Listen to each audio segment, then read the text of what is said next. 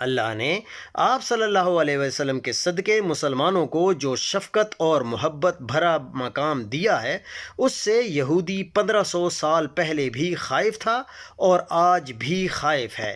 اللہ تعالی ہم مسلمانوں کو اپنے نبی صلی اللہ علیہ وآلہ وسلم کی سنت پر عمل کرتے ہوئے مضبوط ایمان کے ساتھ حق پر چلنے کی توفیق دیں، اور ہمیں اس ذلت سے بچائیں جو پوری دنیا میں ہماری بزدلی کے ہاتھوں ہو رہی ہے، اور ایران سمیت تمام مسلمان ممالک کو معاف کر کے فتح یاب کریں۔ خدا نخواستہ اللہ نہ کرے مگر کچھ دیر کے لیے فرض کریں بلوچستان پاکستان کا حصہ نہیں رہا، ایک آزاد ریاست بن گیا، اب اگلا منظرنامہ کیا ہوگا؟ امریکہ اور اسرائیل بلوچستان میں بیٹھ کر پاکستان، ایران اور افغانستان تینوں کو کنٹرول کریں گے، گوادر کے ذریعے چین کو معاشی نقصان پہنچائیں گے اور عرب ممالک کو الگ سے بلیک میل کریں گے۔ پاکستان کی جو ہماری بڑی طاقت ہے اور جو ہمارے کٹ پتلی سیاستدان ہیں، جو 7 سمندر پار امریکہ کے ایک سائفر یا فون کال پر الٹے لیٹ جاتے ہیں، وہ ہمسائے میں بیٹھے امریکہ اور اسرائیل کو انکار کی جرت کیسے کریں گے؟ پاکستان پر مسلط وہ رجیم جو امریکہ کی زبانی مذمت کی جرت نہیں کر سکتی، وہ امریکہ سے جنگ کیسے لڑے گی؟ آخر کیسے؟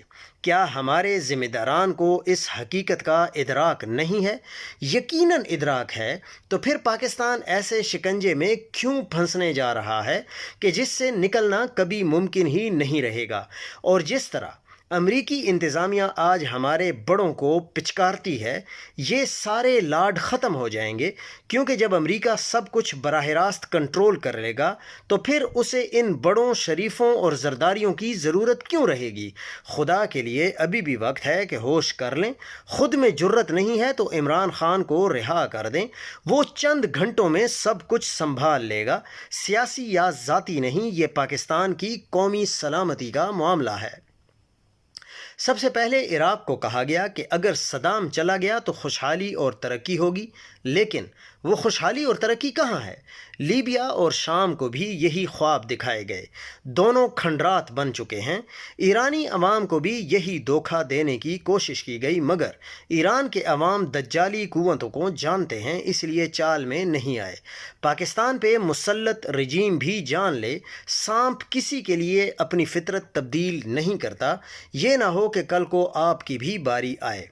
ہو سکتا ہے کہ چند سالوں بعد مطالعہ پاکستان میں لکھ دیا جائے کہ اسرائیل اور امریکہ نے جیو سمیت کئی ٹی وی چینلز پر سائبر اٹیک کیا تھا۔ شکر ہے سوشل میڈیا ہے، ورنہ آنے والی کئی